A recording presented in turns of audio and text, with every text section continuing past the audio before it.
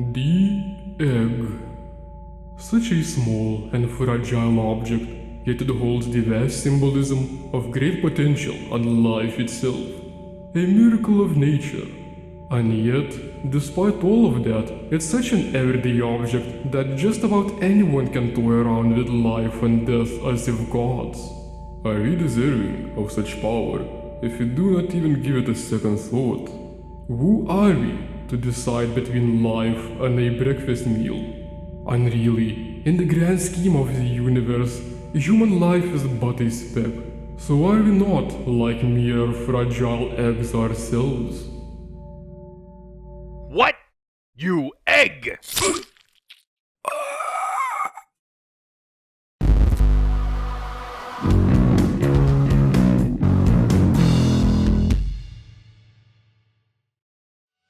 Hello, and welcome to the search for the weirdest games ever.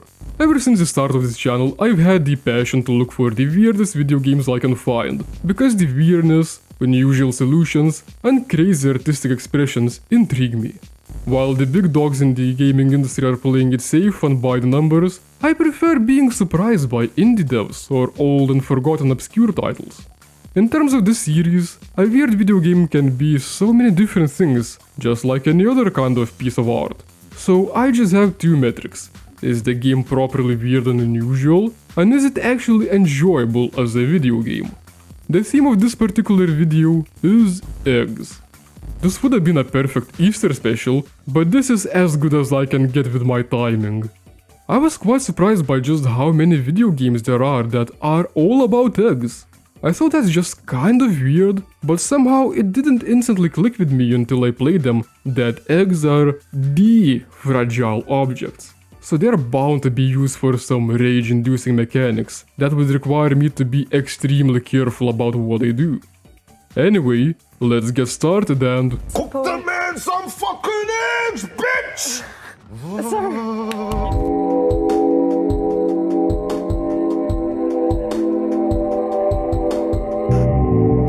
Arctic Eggs is a game that's all about flipping eggs. Except it takes place in a dystopian Antarctic colony that's heavily militarized and most people have oxygen tubes hooked up to their noses just to be able to breathe. And no, I did not mix the names up. The game takes place in Antarctica, but it's called Arctic Eggs because it just rolls off the tongue better. Also, apparently the planet is so messed up that the poles are changing, making Arctic and Antarctic switch around. Anyway, to get out of this dreary place, the player needs to please the Saint of Six Stomachs, and as their title might suggest, they're pleased through food. But he doesn't accept just about anyone. So to cook for the saint, the player must first prove their worthiness by feeding as many of the colonists as possible. Can I offer you a nice egg in this trying time? Yeah! And let me tell you, these people can sure be strange, because their orders get quite peculiar. You start out with a regular egg that you have to cook on both sides, and you have to do that by skillfully imitating panhandling with mouse movements. This honestly looks like a perfect game to be played with a Wiimote or something like that.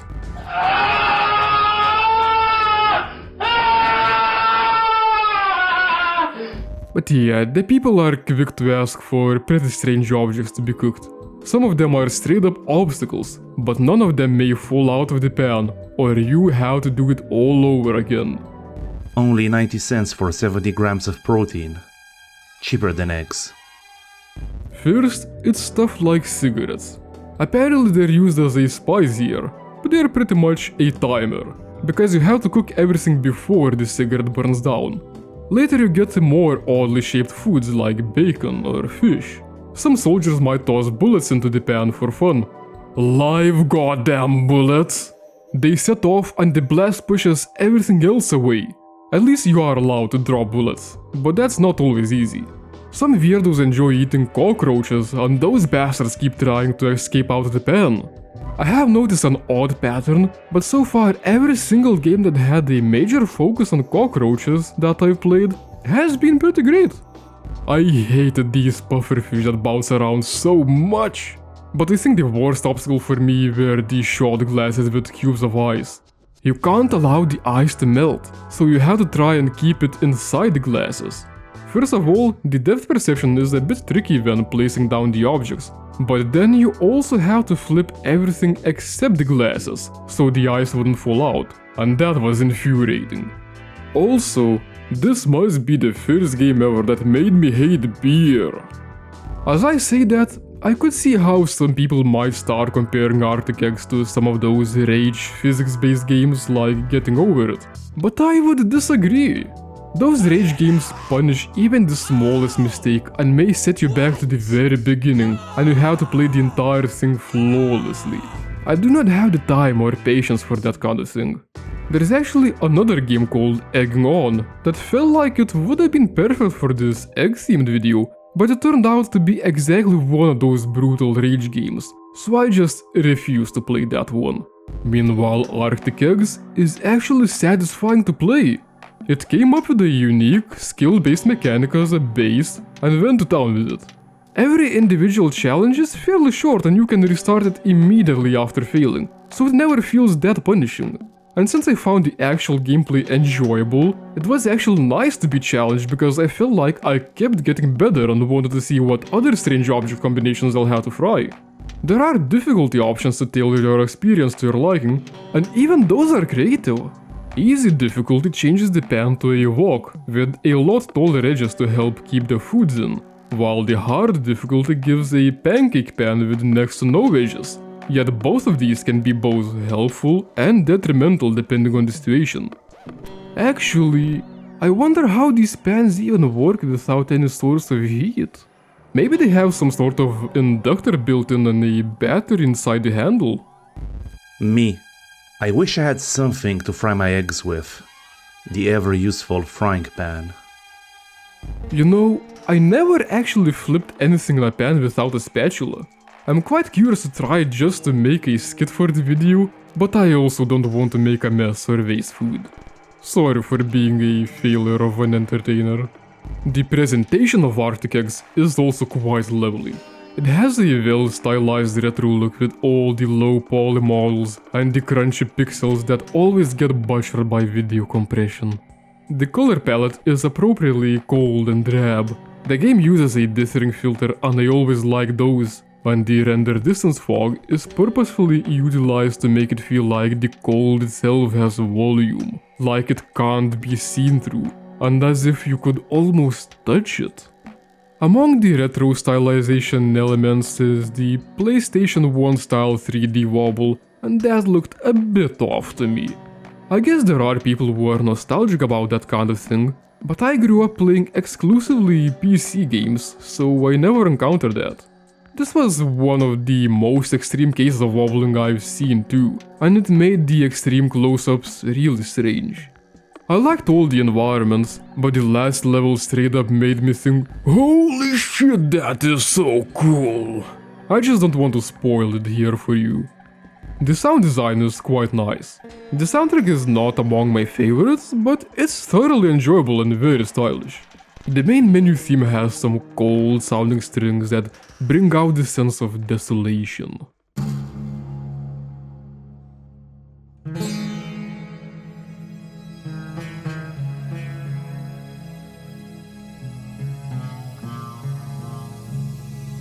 Meanwhile, a lot of the in-game music consists of pretty chill, lo-fi electronic beats to fry eggs and relax to.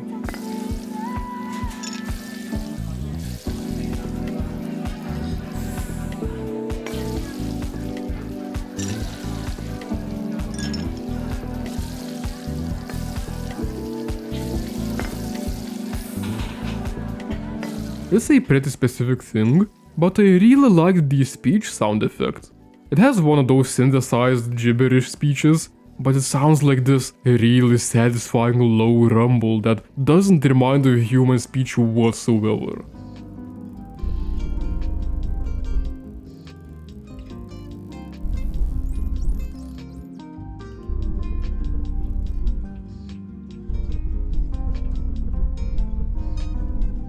The writing in the game is also fairly nice. It's a tasteful mix of pseudo-philosophical ponderings and some absurdist humor. That was a backflip. Every single person in the game has something to say, and some of these lines can be quite amusing. I don't need sex. The government fucks me every day. I am a little uncomfortable. And you will want to talk to everyone, as you're looking for hungry people to feed. Not everyone accepts your food, but everyone has something to say. Sometimes they're too involved in their own worlds to say anything specifically to the player though. Anyway, I found the world building in Arctic Eggs to be quite interesting. World building is a real balancing act where sometimes less is more. Add too much of it and it feels like forced exposition and stops being interesting. Tasteful restraint can make the player a lot more curious to know more, and that's exactly what Arctic Eggs does. It barely explains what's really going on and what the world's like, but you can gather some things from dialogues and context clues. It does make sense not to know things since the main character's memory has been wiped as a punishment for unknown crimes. The game was interesting enough that I really wanted to know more about the world. That's actually a sentiment that's true for the entire game. I liked it so much, I wish there was more of it. I was always mad at myself that I didn't play it sooner. I rarely do that, but since the game is quite short, I actually went and did all the achievements after finishing the game. Must say, some of them in the sandbox mode can get quite wild. And even with that included, the whole thing took me less than 4 hours. I can appreciate a self-contained game, and I'm not really sure what else could be added to it, but I wouldn't mind a sequel. Maybe it could be a Katamari type thing, where the first game invented a great mechanic, and the second one was pretty much more of the same, but with some more creative levels. The only complaints I have would be regarding some technical issues. The camera movement has very strong smoothing that makes it feel like those E3 gameplay presentations, and it made the controls a bit awkward. Wait, E3 hasn't been a thing for how many years? Fuck, I'm getting old. What was a bit worse is that somehow the mouse sensitivity would reset for me upon restarting the game, yet the slider would stay changed, and that would make my pad movements unresponsive and some moves straight up not possible. To adjust the settings, I would also need to load into the campaign. Can't do it from the main menu. And that's quite annoying while just playing in the sandbox mode. And there was annoying audio popping in the game. You can actually hear it in my footage.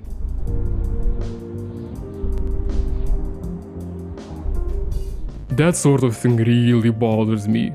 Turns out I had to mess with my audio drivers and put my settings down to 16-bit 44.1 kHz just for the game. I haven't had this kind of thing happen in any other game. Other than that, the game is great.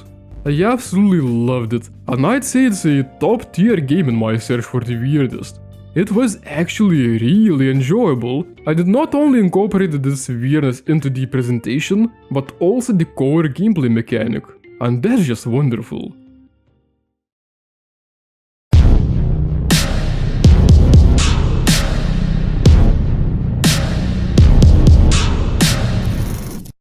Okay, what do I... Oh, what the fuck? I found Ells Tales EGG completely randomly, and it felt absolutely perfect for this video. Not only is it centered around an egg, it has that disgusting rusty and grimy brown look that is so cool to me.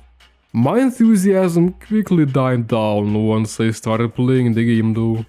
Ells Tales EGG is essentially about being stuck in a Saw-style trap. Just like in Saw, the punishment for failure is very cruel, but there are some puzzles to solve to actually get out of the trap alive. The main issue is that the player's hands are locked to the table, and all they're able to do at first is press one of the two buttons. One of them cuts the hands off instantly, the other makes the egg jump. To unlock the hands, you have to keep the egg jumping over the rope and press the other button at a certain number of jumps. So it's essentially the Saw version of Flappy Bird, and that game sucked. I really had no patience for this kind of gameplay. Meanwhile, the game gets you killed for the slightest mistake, so you have to redo the jumps every single time. Even when you figure out the puzzles, it can still be tricky just to physically time all these jumps to get out, and honestly, fuck that. Without this sort of frustrating padding, the game is actually like 10 minutes long. I really like the aesthetic and some of the surreal things it pulls, but this game doesn't even seem to try to have any coherent story or idea to it either.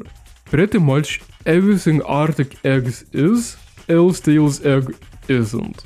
The gameplay is very frustrating, and there's so little context to anything you have to do, the game failed to keep me interested and power through the challenges.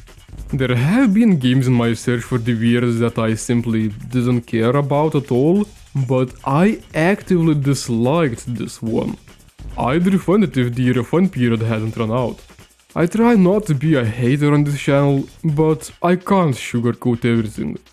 I wouldn't want to end on a bad note, so let's move on to a game I expected to dislike that ended up being a pleasant surprise.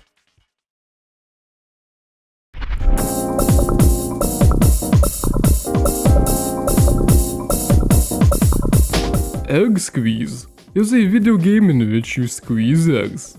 Welcome to Writing Masterclass with Dom. It's supposed to be an exam of psychokinetic intuition. Every egg breaks after a different period of time, and the player has to synergize with the egg and squeeze it without breaking it. The closer the egg is to the breaking point, the more points the player gets. If the egg breaks, points are deducted. It starts out pretty simple and feels almost boring. Each egg breaks somewhere within roughly 3 to 10 seconds of squeezing, so it's straight up just a gamble, and you have to reach a certain score to win the level. The number initially seems quite daunting, but the game is surprisingly addicting. You can play safe and release the egg really quickly, but it would take forever to win a level that way. Occasionally I would get lucky and achieve a perfect 99% squeeze, and that would honestly be so satisfying.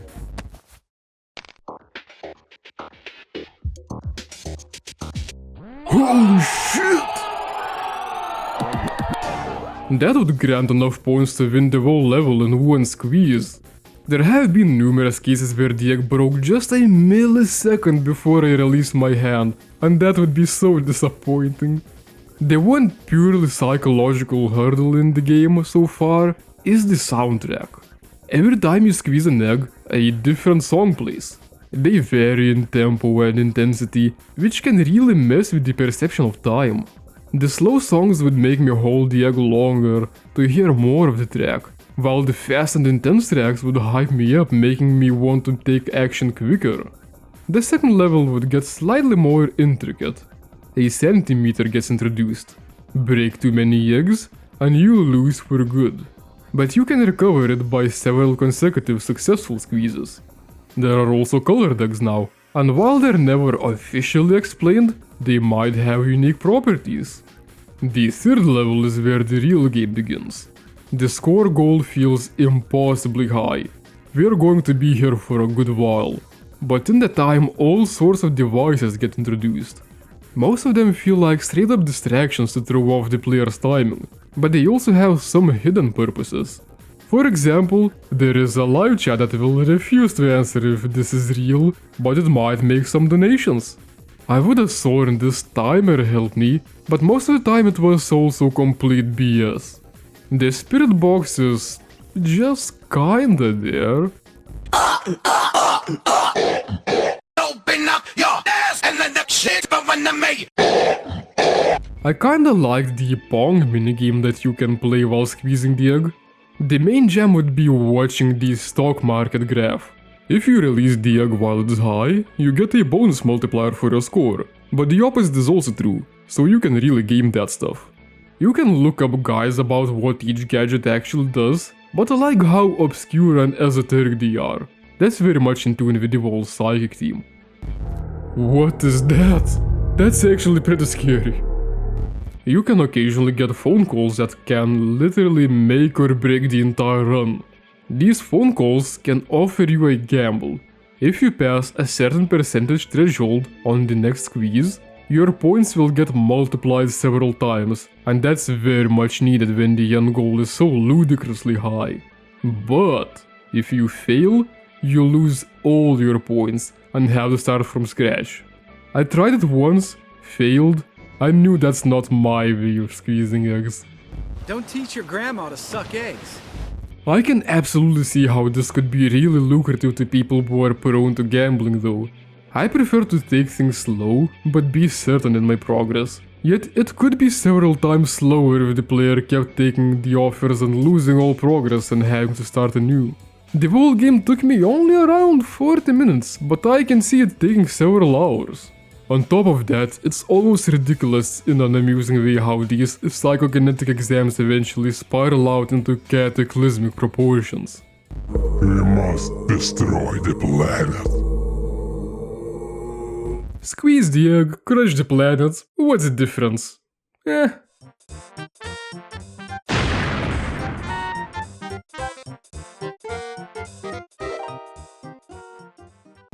I wonder if those 40 minutes it took me to beat the game were fast compared to others. Maybe I do have psychokinetic potential to synchronize my life force to the one of the egg. I said I wouldn't flip the egg to avoid wasting food, but what if I squeezed one? Okay, let's see.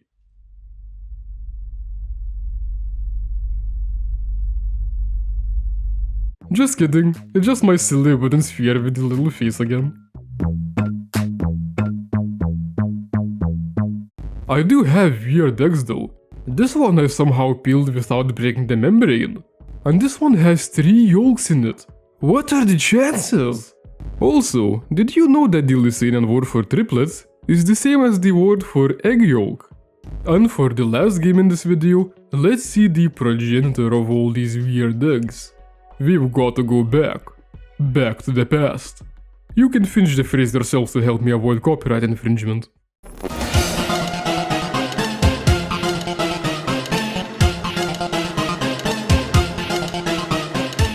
Eggs of Steel, Charlie's Excellent Adventure, or Hello Charlie! As it is known in Japan, is a 2.5D platformer from 1998, where you play as an anthropomorphic egg navigating his way through an industrial factory that seems to exclusively produce OSHA violations.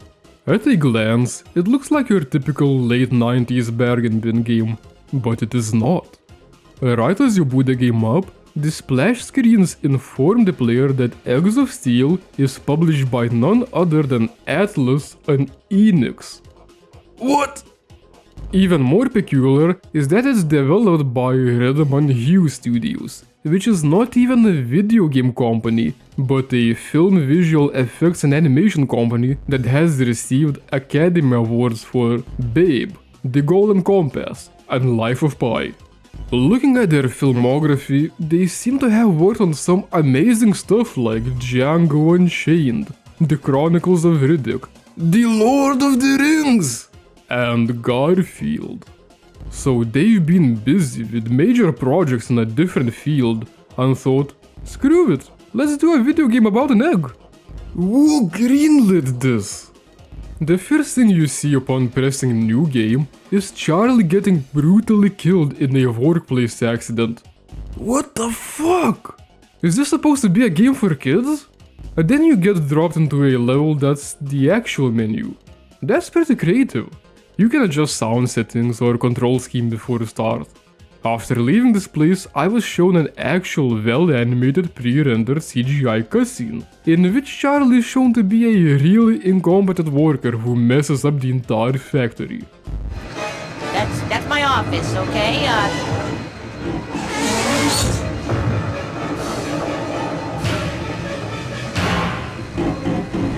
It was at this moment that he knew.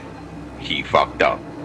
So the goal is to reset the factory, and to do that, Charlie needs to collect 4 keys and hit all the time clocks. Not sure what other clocks there are. And I don't know, some might say that the game looks ugly, but if you know me, you'll know that I love my pre-rendered graphics and grimy industrial aesthetics, so this was actually quite visually appealing to me. There was an overall trend in the 90s and early 2000s video games, even ones meant for children, to have pretty grungy and unwelcoming aesthetics. It's really strange when I reflect back on it, but I loved that kind of look. but it feels like a completely lost thing of a bygone era. So despite everything being pre-rendered 2D sprites and backgrounds, this game functions more like a 3D platformer, which is quite interesting. Charlie can jump, attack with his wrench, roll, and throw bolts, because he's a stalker in training.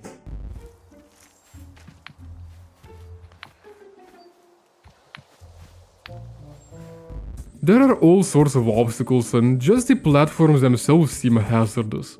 I mean, one wrong step and Charlie falls to his death. And there are entire cutscenes of him praying as he's about to splat on the ground. That's pretty damn morbid. It's pretty interesting how the game can mix up the gameplay from just regular platforming, especially for boss fights, introducing unique one-off mechanics. I did get stuck on this one section with falling girders, because Charlie got stuck in a falling animation. Turns out I'm not allowed to overclock the CPU on the emulator. Got to deal with the lower frame rate. By the way, all the boss fights are initiated by this evil twerking Eggman. Beat my boss. Yeah, that's the corporate dream. Then I got to a bonus level where I was forced to keep jumping through giant donuts. I was quite confused as I was playing the game. Most of the time I felt like those AI narrators having a stroke.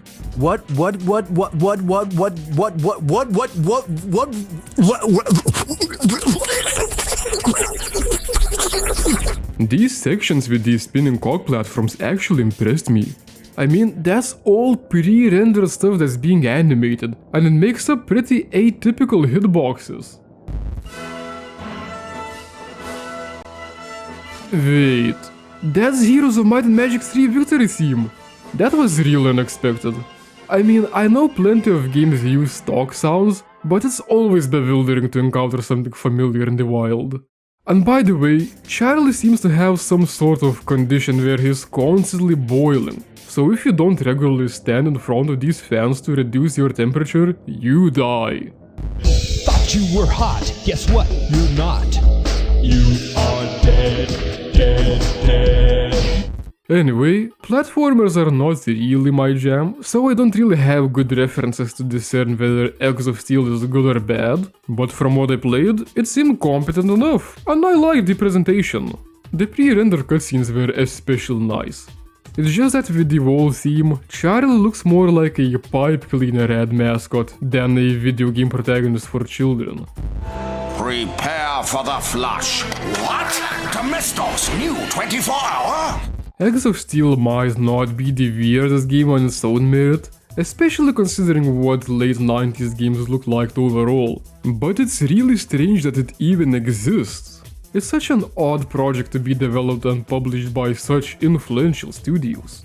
Console games are a bit of a blind spot for me as a PC gamer, but it feels like this game is also completely lost to obscurity, which is also really odd considering the people behind it.